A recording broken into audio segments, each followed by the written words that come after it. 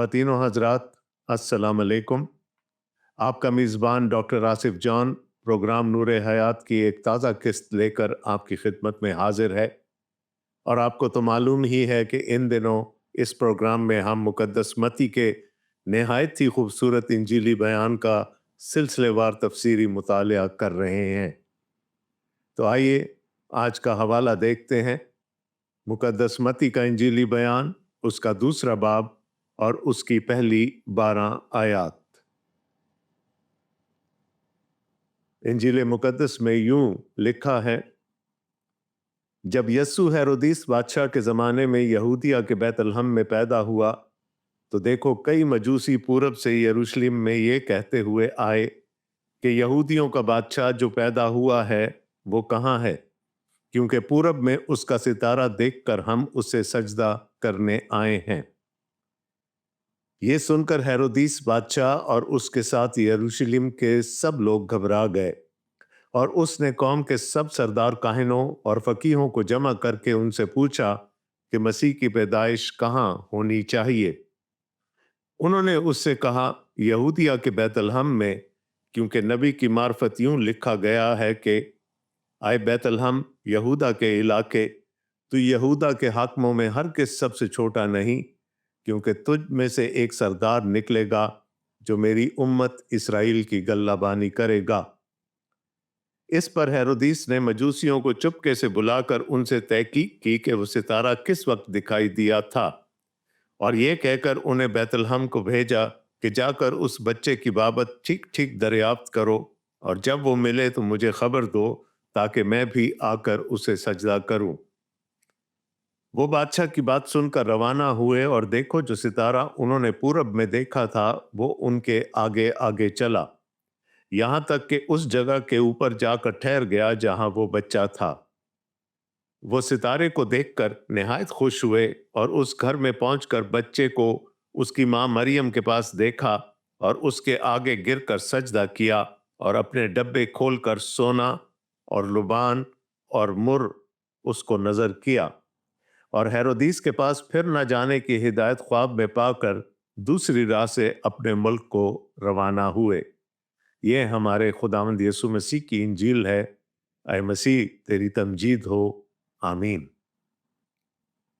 दोस्तों, ये वाकया जो मुकद्दस मत्ती के इंजीली बयान से मैंने अभी अभी आपके लिए पढ़ा है, ये सिर्फ और सिर्फ हमें इसी इंजीली बयान में नजर आता है, और इसकी एक खास वजह है।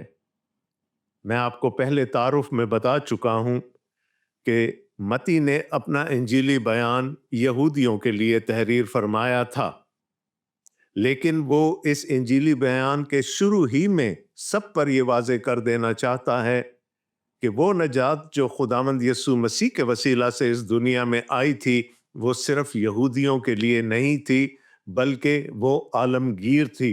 गैर कौमों को भी उस नजात का हिस्सा बनना था।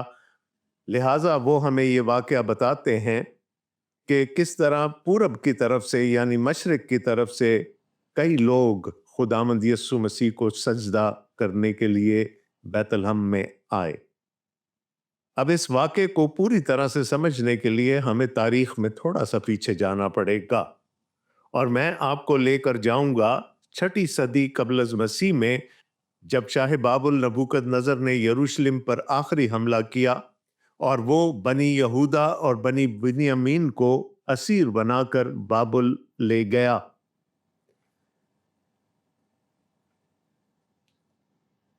और अगर हम दानिएल नबी का सहीफा और उसका पहला बाब पढ़ें तो वहां पर हमें मालूम होता है कि उसने अपने ख्वाजा सराओं के सरदार स्पिन्स को यह हुक्म दिया कि वो बनी इसराइल कौम में से जवानों को चुन ले, ऐसे जवान जो खूबरू हों, शकील हों और साहिबे इल्म हों और बादशाह की नस्ल से हों। और उसने स्पिन्स को एक और हुक्म दिया कि वो उनको कसदियों की तालीम से मुनव्वर करे, यानी बाबुल की तालीम से। अलूम और फनून अपनी मिराज पर थे। कहा जाता है कि शीशा बाबलियों की इजाद है, लिहाजा وہ جوان اور جن میں سے 4 جوانوں کو ہم جانتے بھی ہیں بابل کی تعلیم حاصل کرنے لگ گئے۔ بابل میں ایک چیز اور اپنے عروج پر تھی اور وہ تھی غیب بینی، یعنی وہاں پر سیئرز ہوتے تھے، ایسے لوگ جن کو ستاروں کی چال کا علم ہوتا تھا، جو خوابوں کی تعبیر کر سکتے تھے۔ اور دانیل نبی کے صحیفے سے ہی ہم جانتے ہیں کہ خدا نے دانیل کو بھی یہ کمال دیا تھا کہ وہ بھی خوابوں کی تعبیر کر سکتا ہو۔ یہ لوگ ستاروں کی چال دیکھ کر، یعنی ایسٹرونومی اور ایسٹرالوجی کے ماہر تھے، بتا سکتے تھے کہ آگے چل کر کیا ہونے والا ہے۔ پھر نبوکت نظر نے ایک ایسا خواب دیکھا جس کی تعبیر بابل کا کوئی بھی غیب بین نہ کر سکا، اور اس خواب کی تعبیر دانیل نے کی، اور دانیل نبی کے صحیفے کے 5ویں باب میں ہمیں علم ہوتا ہے کہ نبوکت نظر نے دانیل کو تمام غیب بینوں کا سردار بنا دیا۔ دانیل کے پاس ایک خوبی اور تھی، وہ خدا کے کلام کا علم بھی رکھتا تھا۔ تو دوستو، یہ تو ہو نہیں سکتا کہ دانیل کے پاس خدا کے کلام کا علم ہو اور وہ دوسروں میں نہ بانٹے۔ یہ بابل کے مجوس جو تھے، ان کے پاس ستاروں کا علم تھا، یہ خوابوں کی تعبیر کر سکتے تھے، اور دانیل کے وسیلے سے وہ تمام نبوتیں جو دانیل کو ملیں وہ ان تک بھی منتقل ہو گئی ہوں گی۔ ان کی ایک خصوصیت اور تھی کہ یہ بہت زیادہ خداؤں میں نہیں مانتے تھے، یہ ایک ہی خدا کو ماننے والے لوگ تھے۔ ہم تاریخ سے یہ بھی جانتے ہیں کہ مادیوں اور فارسیوں نے مل کر بابل کی حکومت پر قبضہ کر لیا، تو یہ مجوس جس کی جمع مجوسی ہے، پھر بابل کی حکومت سے نکل کر، بابل کی سلطنت سے نکل کر فارسی سلطنت کا حصہ بن گئے، پرشیا، موجودہ دور کا ایران۔ تو جب ہم مقدس متی کے انجیلی بیان میں مجوسیوں کا ذکر پڑھتے ہیں تو یہ انہی لوگوں کی اولاد تھے، یہ بادشاہ نہیں تھے جیسے کہ ہم کئی دفعہ اپنے ڈراموں میں ان کو دکھاتے ہیں، لیکن یہ بادشاہوں کے دربار میں کھڑے رہتے تھے، یہ اشرافیہ تھی اپنے زمانے کی، یہ لوگ ایلیٹ تھے۔ They were not kings, but they were king makers۔ بادشاہ کوئی بھی کام کرنے سے پہلے ان سے مشورہ کیا کرتے تھے۔ اب آپ خود دیکھ لیں کہ ان کے پاس ستاروں کا علم ہے۔ فارسی حکومت میں بعد میں یہ زوریسٹر کے ماننے والے ہو گئے، یہ زوریسٹرینز ہو گئے جو آگ کی اور ستاروں کی پوجا کیا کرتے تھے۔ ان کے پاس ستاروں کا علم تھا، ایسٹرالوجی جانتے تھے، ایسٹرونومی جانتے تھے، اور وہ سینہ بسینہ وہ نبوتیں جو دانیل کی تھیں وہ بھی ان تک پہنچ چکی تھیں۔ ان کو اپنے علم سے پتہ چل چکا تھا کہ اب وہ وقت پورا ہو گیا ہے کہ اس دنیا کا نجات دہندہ مسیحا اس دنیا میں آ جائے، اور متی ہمیں بتاتے ہیں کہ انہوں نے آسمان میں ایک نشان دیکھا جس کو یہاں ستارہ کہا گیا۔ اب یہاں ہمیں حقیقت کو افسانے سے تھوڑا سا جدا کرنا پڑے گا، کیونکہ بائبل مقدس جو کچھ ان کے بارے میں بتاتی ہے بعد میں افسانوں کے ذریعے سے، ناولوں کے ذریعے سے اس میں اضافہ ہوتا چلا گیا۔ چونکہ انہوں نے 3 قسم کے تحائف خداوند یسوع مسیح کو نظر کیے تھے تو کہا جانے لگا کہ یہ 3 تھے۔ بائبل مقدس کہتی ہے وہ کئی تھے، اور یہ جان لیجئے گا کہ وہ اپنے زمانے کے اشرافیہ تھے، وہ بادشاہوں کے دربار میں کھڑے رہنے والے لوگ تھے، وہ کنگ میکرز تھے۔ تو یہ تو نہیں ہوا ہوگا کہ 3 لوگوں نے اپنا ایک فیصلہ کیا اور وہ سفر پر چل نکلے۔ ان کے ساتھ پورا ایک پروٹوکول چلا ہوگا، ایک انٹوراج چلا ہوگا، یہ عام لوگ نہیں ہیں۔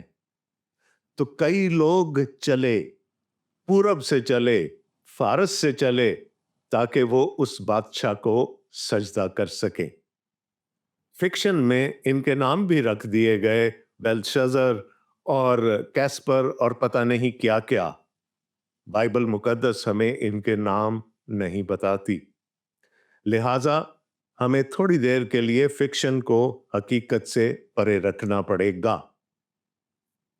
फिर एक और चीज जो गलतुल आम हो गई इनके बारे में कि ये यीशु मसीह की पैदाइश ही पर बैतलहम में पहुंचे थे और गडरियों के साथ ये भी यीशु को सजदा करने के लिए आए थे। ऐसा नहीं है। आइए देखें खुदा का कलाम हमें क्या बताता है। जब यीशु हेरोदिस बादशाह के जमाना में यहूदिया के बैतलहम में पैदा हुआ तो देखो, कई मजूसी पूरब से यरूशलेम में ये कहते हुए आए कि यहूदियों का बादशाह जो पैदा हुआ है वो कहाँ है, क्योंकि पूरब में उसका सितारा देखकर हम उसे सजदा करने आए हैं। वो सितारा यीशु मसीह की पैदाइश पर जाहिर हुआ था। उसके बाद इतना बड़ा सफर करना है, उसके लिए तैयारी करनी है, उसके लिए नजरें लेनी है, इस सब कुछ करने में उनको थोड़ा वक्त तो लगा होगा। और फिर उस जमाने में हवाई सफर तो था नहीं कि एक दिन में पहुंच जाते। लिहाजा खुदा के कलाम से हम ये अंदाजा कर सकते हैं कि ये यीशु की पैदाइश के कुछ अरसे के बाद वहां पहुंचे थे। और अगर हम उस वाक़े को देखें कि हेरोदिस ने 2 साल से कम उम्र के बच्चों को कत्ल करवा दिया, तो इसका मतलब है कि उनको कम से कम 2 साल तो लगे होंगे उस सितारे के नजर आने से बैतलहम में पहुंचने तक। अब इस सितारे के बारे में भी बहुत सारी तौजीहात दी जाती हैं। मेरा मानना यह है, और आसान जुबान में हम इसको इस तरह समझ सकते हैं कि खुदा की तरफ से कोई एक निशान जाहिर हुआ, आसमानों में एक निशान जाहिर हुआ। खुदा की मुकद्दस हजूरी शिकायना उनको किसी सूरत में नजर आई, जिसको यहां पर सितारा कहा गया है। और ये नहीं हुआ कि वो सितारा या वो निशान 2 साल तक जाहिर होता रहा। नहीं, उन्होंने वो सितारा देखा, अपने इल्म से अंदाजा लगाया और फिर वो अपने सफर की तैयारी करके सफर के लिए निकल पड़े।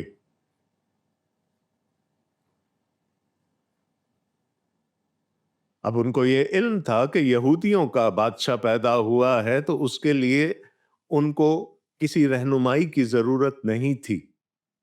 उनके लिए एक लॉजिकल, एक मंतकी जगह जहां पर वो बादशाह पैदा हो सकता था, यरूशलेम होगी।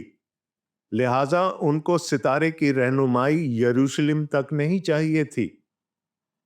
वो निशान एक दफा जाहिर हुआ और उसके बाद फिर वो अपने इल्म से अंदाजा करके यरूशलेम तक पहुंच गए। और जब यरूशलेम से बैतलहम को चले तो फिर वो निशान दोबारा दिखाई दिया, और यहाँ लिखा है कि वो उसको देखकर निहायत खुश हुए कि वो सही मकाम की तरफ जा रहे हैं।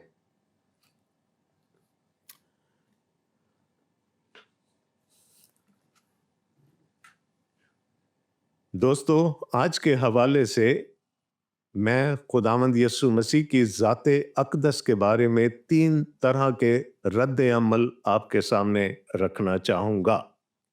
एक रद्द अमल इन मजूसियों का है, जिनको बाइबल वाइज मैन कहती है, अक्लो खिरद रखने वाले लोग कहती है। इनका रद्द अमल क्या था? वो सजदा करना चाहते थे। वो जो एक बादशाह यहूदियों का पैदा हुआ था, उसकी इबादत करने के लिए, उसकी वर्शिप करने के लिए ये लोग अपने मुल्क से निकल खड़े हुए। तो पहला रद्द अमल खुदावंद यीशु मसीह की ज़ाते अक़दस के बारे में जो हमें यहाँ पर नजर आता है, वो इबादत है, वो वर्शिप है। ये सजदा करने के लिए निकले थे और इन्होंने सजदा किया। अब जब ये लोग यरूशलेम पहुंचे तो वहां क्या हुआ? तीसरी आयत में लिखा है, ये सुनकर हेरोदिस बादशाह और उसके साथ यरूशलेम के सब लोग घबरा गए। ये दूसरा रद्द अमल है खुदावंद यीशु मसीह की ज़ाते अक़दस के बारे में। घबराहट है, और ये सिर्फ घबराहट नहीं है, ये घबराहट इस बाब के दूसरे हिस्से में, जिसका मुतालिया हम अगले प्रोग्राम में करेंगे, ओपन एंडेड हॉस्टिलिटी में बदल जाएगी। कत्लो गारत गरी हमें नजर आएगी। तो एक तरफ तो वर्शिप थी, दूसरी तरफ हॉस्टिलिटी है। अब हेरोदिस क्यों घबराया? हेरोदिस अपने आप को यहूदियों का बादशाह कहता था। जब रूमियों ने मुकद्दस सरजमीन पर हमला किया तो इस हेरोदिस के बाप ने उनकी मदद की, और इसलिए उसको उन्होंने बादशाह बना दिया मौजूदा सरजमीन का, मुमलिकत इस्राइल का। उसकी मौत पर उसका बेटा हेरोदिस बन गया, और ये अपने आप को हेरोदिस आजम कहलवाता था, हेरोड द ग्रेट। ये निहायत ही सफाक आदमी था, और अंदर से साइकोलॉजिकली, नफ्सियाती तौर पर ये एक निहायत ही डरपोक इंसान था। इसके बारे में कहा जाता था कि इसके घर में सूअर होना इसके बेटे होने से बेहतर है। इसने अपने 3 बेटों को और 1 बीवी को कत्ल करवा दिया था। ये निहायत ही डरपोक इंसान था, और उसके साथ साथ अपने खौफ पर काबू पाने के लिए ये निहायत ही जुल्म जबर करता था। अब जब हेरोदिस ने मजूसियों की जुबानी सुना कि यहूदियों का कोई बादशाह पैदा हुआ है, तो उसको अपने तख्त के लिए खतरा नजर आने लगा, इसलिए वो घबरा गया। अब चलें, हेरोदिस की बात तो समझ में आती है, यरूशलेम के लोग क्यों घबराए? जाहिर है, मैंने आपको बताया कि ये निहायत ही सफाक इंसान था। ये जब घबरा जाता था, डर जाता था, तो ये अपने ही लोगों पर जुल्म करने लगता था। जब ये करीबुल मर्ग हुआ तो इसने एक हुक्म दिया था कि यरूशलेम की तमाम अशराफिया को कैद कर लिया जाए, और फिर जब इसकी मौत वाक़ई हो तो उन सबको भी मौत के घाट उतार दिया जाए। इसको ये तो मालूम था कि मेरे लिए तो कोई नहीं रोएगा मेरी मौत के बाद, लेकिन शायद उन लोगों के लिए लोग जरूर मातम करें। लिहाजा यरूशलेम के वासियों का घबरा जाना भी वाजिब था, और उसने कौम के सब सरदार काहिनों और फकीहों को जमा करके उनसे पूछा कि मसीह की पैदाइश कहाँ होनी चाहिए। अब दोस्तों, मुझे ये बताइए कि सरदार काहिनों को और फकीहों को कितना वक्त लगा होगा ये बताने के लिए कि मसीह की पैदाइश कहाँ होनी थी? शायद उन्होंने कोई किताब भी ना खोली हो। उनको तो पूरा पुराना अहदनामा, पूरी हिब्रू बाइबल जुबानी याद होती थी। फौरन से कह दिया होगा बैतलहम में, क्योंकि उनके पास मीका नबी की वो नबूवत मौजूद थी जिसका जिक्र यहां पर मती भी करते हैं।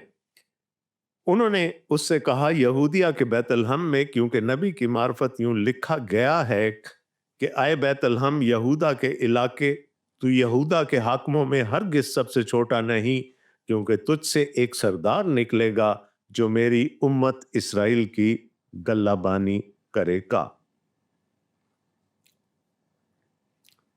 तो दोस्तों, मीका नबी की नबूवत खुदावंद यीशु मसीह की पैदाइश से बहुत पहले से मौजूद थी। वो जो मसीह का इंतजार कर रहे थे, उनको मालूम था कि मसीह की पैदाइश यहूदिया के बैतलहम में होगी। मजूसियों को ये इल्म नहीं था, काहिनों को, फकीहों को ये इल्म था। मजूसी कितनी दूर से उसकी इबादत करने के लिए आ गए, और ये यरूशलेम में बैठे हैं, चंद मील के फासले पर बैतलहम से। सब कुछ मालूम है, लेकिन तरद्दुद नहीं किया, तकलीफ नहीं की कि जाकर उसको सजदा करें। तो यहां पर वो तीसरा रद्द अमल हमारे सामने आता है हमारे खुदावंद यीशु मसीह की जात से मुतालिक। इनडिफरेंस है, ला ताल्लुकी है। हाँ, लिखा है, हमें मालूम है, लेकिन हम कुछ करेंगे नहीं। हेड नॉलेज है, इल्म है, लेकिन उस पर अमल नहीं करना, चंद मील का फासला नहीं तय करना उस बादशाह को कम से कम देखने के लिए।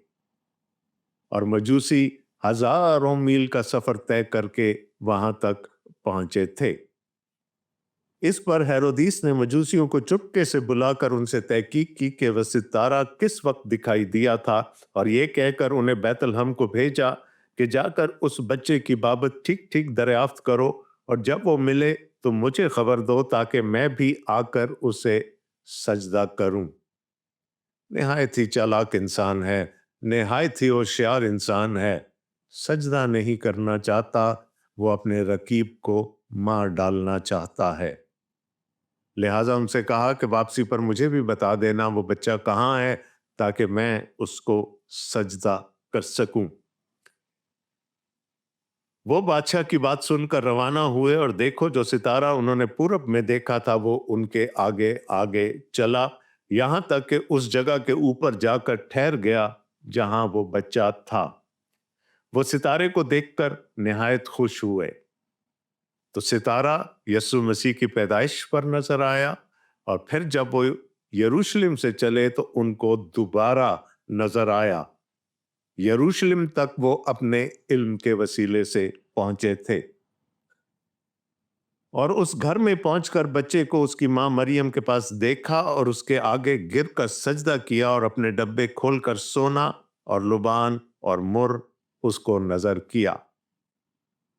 अपनी सल्तनत की अशराफिया है, एक बादशाह से मिलने आए हैं, लिहाजा तोहफे लाना तो बनता था।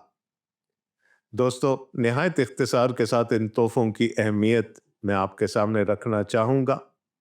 पहला तोहफा था सोना।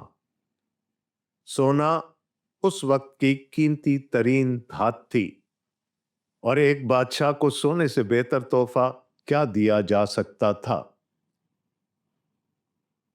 उसके बाद लुबान। लुबान एक निहायत ही कॉन्सेंट्रेटेड इत्र था, जिसको देवताओं और खुदाओं की इबादत के दौरान पेश किया जाता था, जलाया जाता था, ताकि वहां पर खुशबू हो। पहले तोहफे से हमें पता चल गया कि एक बादशाह के पास आए हैं। दूसरा तोहफा वो है जो देवताओं की नजर किया जाता है, खुदाओं की नजर किया जाता है, और दूसरा तोहफा हमें यह बताता है कि वो बादशाह सिर्फ इंसान नहीं है, वो बादशाह खुदा भी है, यानी यीशु मसीह की अलूहियत को जाहिर करता है। और तीसरा तोहफा मुर, वो बाम था जो कि मुर्दों पर लगाया जाता था। अब सोचे कि मरता तो इंसान है, और मुर इंसान की मौत पर उसके बदन पर लगाया जाता है। तो ये तीन तोहफे हमें क्या बता रहे हैं कि ये पैदा होने वाला बच्चा बादशाह है, खुदा है, और इंसान है। यानी एक बादशाह जिसमें अलूहियत भी है और बशरियत भी है। खुदावंद यीशु मसीह की अलूहियत को चैलेंज किया जाता है। ये तोहफे हमें खुदावंद की अलूहियत के बारे में साफ तौर से बताते हैं। और हेरोदीस के पास फिर न जाने की हिदायत ख्वाब में पाकर दूसरी रात से अपने मुल्क को रवाना हुए। खुदा ने फिर इंटरवीन किया और उनको हिदायत दी कि वापस हेरोदीस के पास ना जाना। लिहाजा वो दूसरी राह से अपने मुल्क को रवाना हो गए। एक छोटी सी बात आपके गोश गुजार कर दूं, इसके बाद हम देखेंगे कि खुदावंद यीशु मसीह को लेकर उसके माँ बाप को مصر جانا پڑا. What a great provider God is. غریب الوطنی کی زندگی گزاریں گے نا، خدا نے اسے پہلے ہی مہیا کر دیا. سونا بھی مہیا کر دیا، لبان بھی مہیا کر دیا، مر بھی مہیا کر دیا. یہ تینوں قیمتی چیزیں تھیں کہ مصر کی غریب الوطنی میں کسی قسم کا کوئی مسئلہ درپیش نہ ہو. ایسے خدا کی صرف حمدی کی جا سکتی ہے، اور اسی پر میں آج آپ سے اجازت چاہوں گا. خدا حافظ.